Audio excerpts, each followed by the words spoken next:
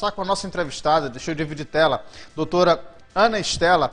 Ela é secretária adjunta da Secretaria de Saúde do município de Fortaleza. Ela é aqui do município de Quixeramobim e ocupa esse cargo tão importante na Secretaria de Saúde de Fortaleza. E vai conversar para a gente justamente sobre esse tema que tem chamado a atenção da população quixeramobinense, que é o cuidado com os idosos. E a exemplo do trabalho que vem sendo feito pela Prefeitura de Fortaleza, nesse cuidado dos idosos lá em Fortaleza também. A gente vai conversar um pouquinho sobre a experiência dela e também como ela está convivendo com o coronavírus lá em Fortaleza. Enfim, vamos bater esse papo e tentar, através das ondas do rádio e da TV, conscientizar a todos os amigos e amigas dos cuidados importantes também com esse grupo de risco que são os idosos. Então vamos dividir tela com ela. Vamos até Fortaleza, ao vivo, direto com a doutora Ana Estela, que está nos acompanhando, está lá na sede da Secretaria. Doutora, bom dia, seja bem-vindo. Seja bem-vindo aqui ao nosso ponto de vista. Obrigado por atender aqui a nossa equipe. Bom dia, Listênio. Bom dia aos conterrâneos de Quixeramobim. Não sei se a transmissão aí para você está boa, para mim, qualquer coisa, você me avisa, tá? Mas eu não consegui ouvir muito bem a sua pergunta, né? Mas, assim, a gente pode falar um pouco do que nós estamos vivendo,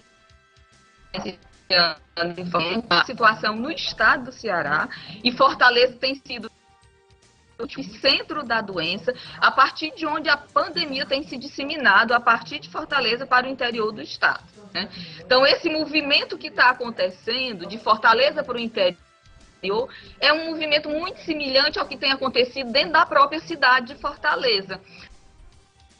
Iniciou numa regional, em que tem uma população de maior poder aquisitivo, a nossa regional 2, que pega ali o bairro do Meireles, né? E a partir dali ele foi se disseminando pela cidade, né? E a gente vive hoje um momento extremamente crítico, que apesar de todas as ações do poder público, né, de ampliação da sua rede, a gente criou praticamente uma rede paralela no município.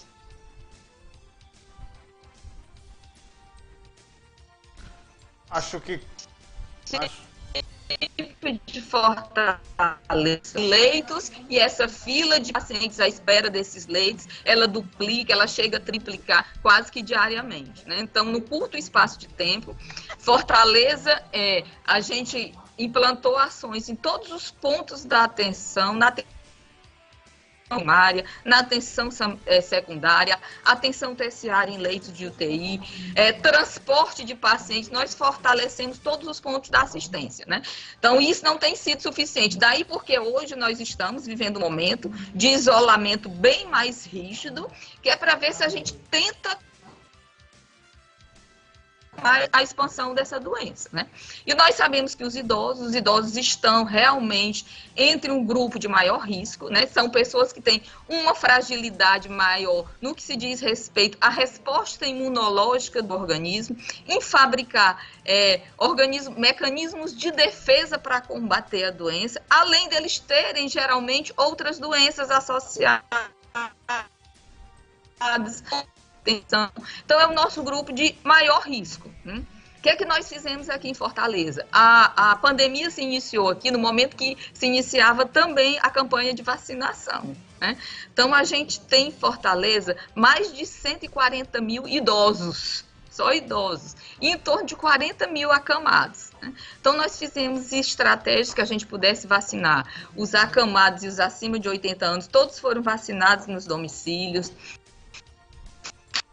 Nós distribuímos para esses idosos no domicílio, para que eles não se dirigissem aos postos de saúde para receber essa vacina, né? Fizemos vacinação em drive-thru, né? Colocamos em escola uma estratégia gigantesca, de tal forma que o lote que a gente recebia de vacina do Ministério da Saúde, em 3 dias a gente esgotava, né? Então, esse é realmente um público-alvo que merece um direcionamento muito grande.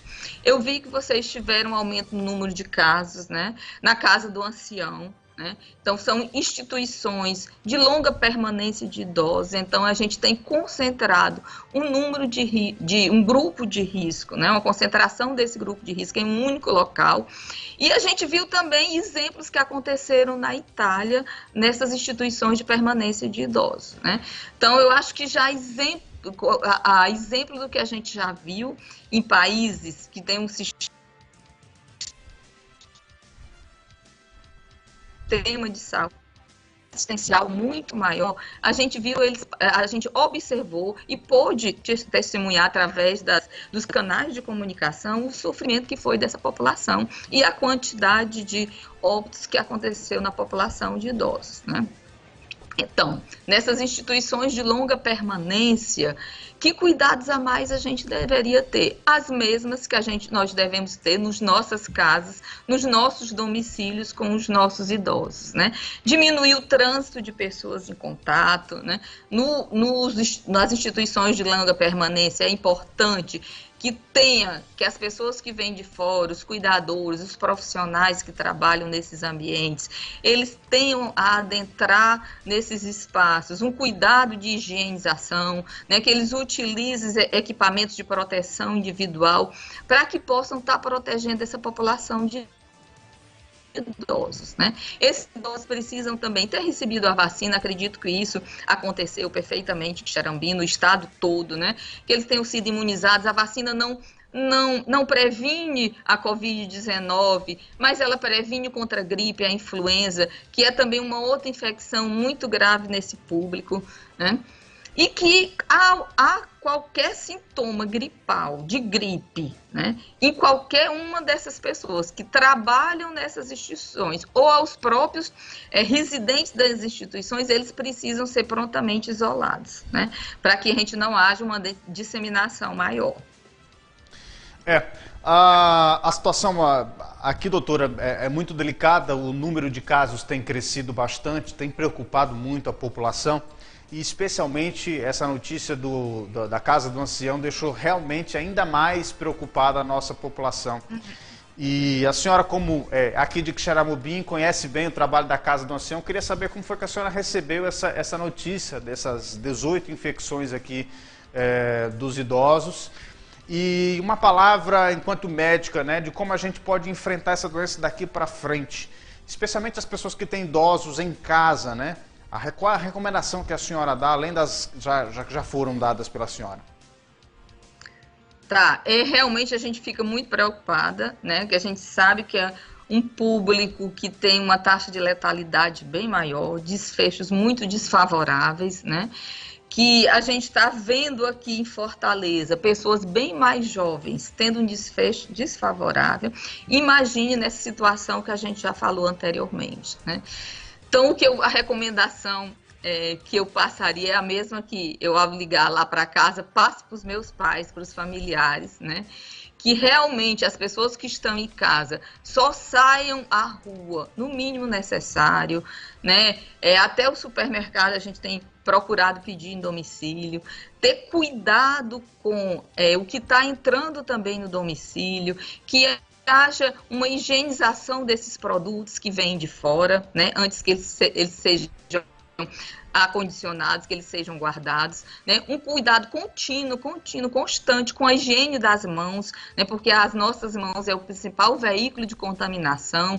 Você pega em um local, em um objeto contaminado, ou você tossiu, respirou, né, você espirrou e aí você contaminou suas mãos e você leva aos seus olhos, ao seu nariz, à sua boca. Então, constante higienização das mãos com água e sabão, se você não tiver álcool a 70%, mas uma lavagem adequada das mãos com água e sabão. E quem tem idosos em casa, que evite, procure ao máximo fazer exatamente esse isolamento rígido, proteger seus idosos.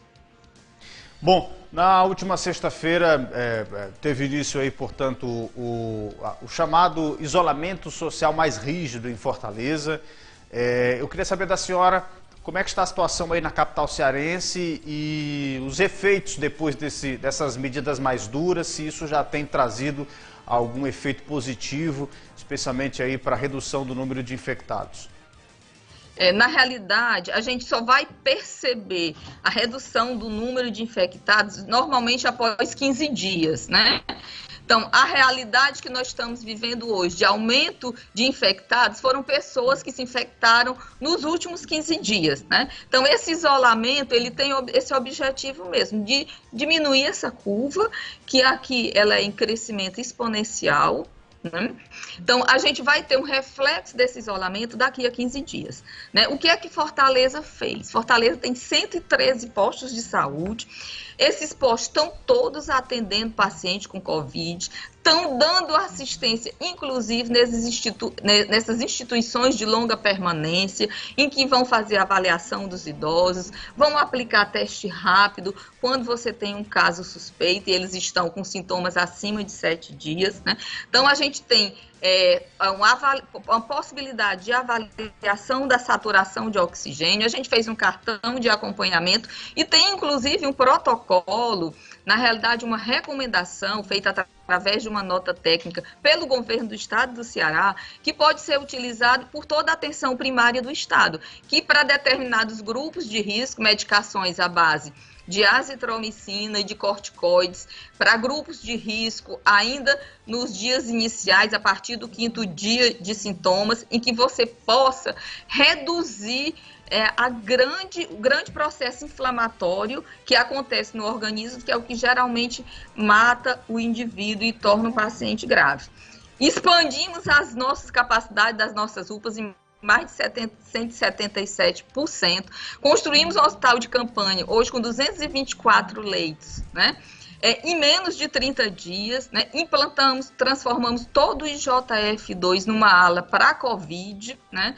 E estamos expandindo o Hospital da Mulher, no Frotinha do Antônio Bezerra. Estamos aí programando um hospital que a gente ia ser entregue no próximo mês, antecipando que era um hospital para criança, que nós vamos temporariamente transformá-lo, e mesmo assim nós não estamos dando conta da demanda de pacientes que estão na fila, né? Esse cenário de Fortaleza, se chegar ao interior do estado, realmente é extremamente preocupante, né? Então, o que é que a gente precisa? Precisa intensificar o isolamento, porque a população precisa fazer a sua parte. Os gestores públicos estão fazendo, ampliando uma capacidade que nós nunca imaginávamos que fôssemos capazes de ampliar em tão curto espaço de tempo, mas o mundo inteiro está buscando, que nós também estamos aqui em Fortaleza, que são respiradores para a gente poder aumentar a nossa capacidade de atender pacientes mais graves, né? Então, o que a gente pede é que a população faça a sua parte, os gestores públicos estão fazendo, mas o que nós estamos fazendo não está sendo suficiente na velocidade e na gravidade como tem chegado e tem acometido a nossa população. E quanto mais vulnerável, quanto mais baixo o IDH, que é o Índice de Desenvolvimento Humano, dos locais onde essas pessoas residem, maior está sendo a incidência de óbitos, mesmo nos hospitais privados. Exatamente. Aí a senhora chega ao X da questão, e para a gente finalizar, para não ocupar muito tempo da senhora, a gente tem a região do Sertão Central como uma das regiões do Ceará que mais tem crescido em relação ao número de casos. Xaramubim já chegou a 130, Canidé a mais de 150, Quixadá a 120, e a taxa de letalidade desses municípios aqui da região está bastante alta. E também municípios como Madalena têm registrado também uma taxa de letalidade bastante alta, e esses números crescem a cada dia. Qual o recado que a senhora deixa para esses municípios aqui da região do Sertão Central que estão vendo aí esses números crescerem, essa população que nos acompanha também nesse Sertão Central imenso de audiência, porque o programa também é retransmitido pela rádio? E aí eu queria que a senhora pudesse dar um recado pela experiência e pelo trato, pelo combate diário que a senhora está tendo com essa doença em Fortaleza. Qual o recado que o senhor deixa para a população do Sertão Central nesse momento, para a gente finalizar, para que se conscientize de que essa doença é uma doença séria, grave, e que o momento é de consciência acima de tudo? Perfeitamente, né? Então, assim, o recado principal é esse, que a população deve fazer sua parte, né? A população deve sair o mínimo possível das suas residências, mesmo dentro de casa, quando possível, manter um distanciamento de 1 metro de uma outra pessoa. Se alguém em casa apresentar qualquer sintoma, procure se afastar dos demais, mas também não deixe de procurar assistência médica, assistência das equipes de saúde, das equipes de estratégia de saúde da família. Mas é importante que cada cidadão faça a sua parte para proteger o seu familiar. Muitas vezes as pessoas só dão conta da gravidade quando a doença afeta um ente seu e você passa a sentir na sua própria família, dentro da sua casa, o que é a gravidade, né? E o que é a busca por um serviço de saúde que, mesmo ampliando, ele está se exaurindo. Então, é importante aqui, nesse momento, que você faça a sua parte para se proteger a sua família e proteger também a população como um todo. Muito obrigada. Doutora Ana Estela, muito obrigado pela participação. Estamos à disposição.